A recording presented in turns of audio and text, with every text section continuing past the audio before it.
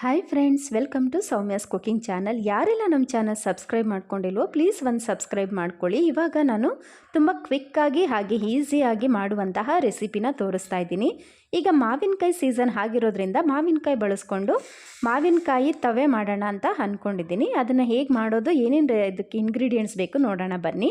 ನಾನಿಲ್ಲಿ ಅರ್ಧ ಮಾವಿನಕಾಯಿನ ಕಟ್ ಮಾಡಿ ಇಟ್ಕೊಂಡಿದ್ದೀನಿ. ಹಾಗೆ ಅರ್ಧ ಕಪ್ಪಷ್ಟು ತೊಗರಿಬೇಳೆ, ಒಂದು 3 ಸ್ಪೂನಷ್ಟು ಹಸಿಕಾಯಿ ತೊಗೊಂಡಿದ್ದೀನಿ. ಹಾಗೆ ಒಂದು ನಿಂಬೆಹಣ್ಣು ಗಾತ್ರಕ್ಕೆ ಬೆಲ್ಲ ತೊಗೊಂಡಿದ್ದೀನಿ. ಇದಕ್ಕೆ ನಾನು ಸ್ವಲ್ಪ ಅರಿಶಿನ ಕೂಡ ಆ್ಯಡ್ ಮಾಡ್ಕೋತೀನಿ.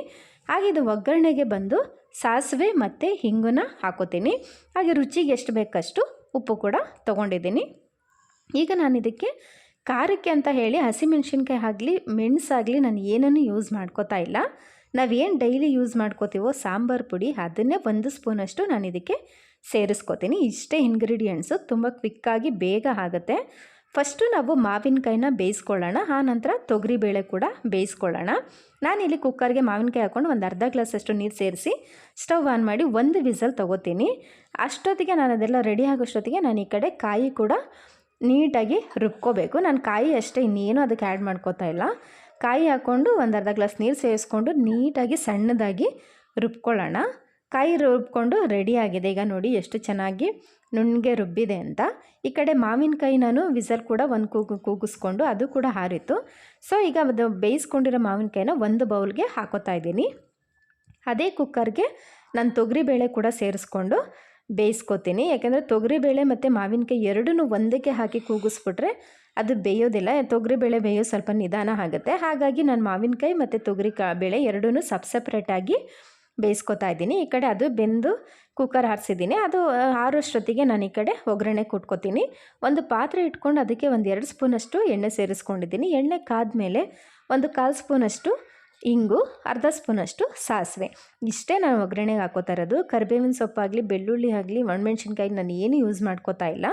ಅದು ಸಾಸಿವೆ ಎಲ್ಲ ಚಟಪಟ ಅಂತ ಸಿಡಿದ ಮೇಲೆ ನಾನು ಏನು ಬೇಯಿಸಿಟ್ಕೊಂಡಿದ್ದೆ ತೊಗರಿಬೇಳೆ ಅದನ್ನು ಇದಕ್ಕೆ ಸೇರಿಸ್ಕೊತಾ ಇದ್ದೀನಿ. ತೊಗರಿಬೇಳೆ ಚೆನ್ನಾಗಿ ಬೆಂದು ಕಟ್ಟಿಬಿಟ್ಟಿತ್ತು. ಸೊ ಈ ಥರ ಆದಾಗ ಟೇಸ್ಟ್ ಕೂಡ ತುಂಬಾ ಚೆನ್ನಾಗಿರುತ್ತೆ. ನಾನೇನು ಬೇಯಿಸಿಟ್ಕೊಂಡಿದ್ದೆ ಮಾವಿನಕಾಯಿ ಅದನ್ನು ಕೂಡ ಈಗ ನಾನು ಸೇರಿಸ್ಕೊತಾ ಇದ್ದೀನಿ. ನೀಟಾಗಿ ಒಂದು ಸರಿ ಮಿಕ್ಸ್ ಮಾಡ್ಕೊಳ್ಳೋಣ. ಈ ಟೈಮಲ್ಲಿ ನಾನು ಒಂದು 1/4 ಸ್ಪೂನಷ್ಟು ಅರಿಶಿನ, 1 ಸ್ಪೂನಷ್ಟು ಸಾಂಬಾರು ಪುಡಿ ಅದನ್ನು ಸೇರಿಸ್ಕೊಂಡು ಗಂಟಿಲ್ಲದೆ ಇರೋ ಥರ ನೀಟಾಗಿ ಮಿಕ್ಸ್ ಮಾಡ್ಕೊಳ್ಳೋಣ.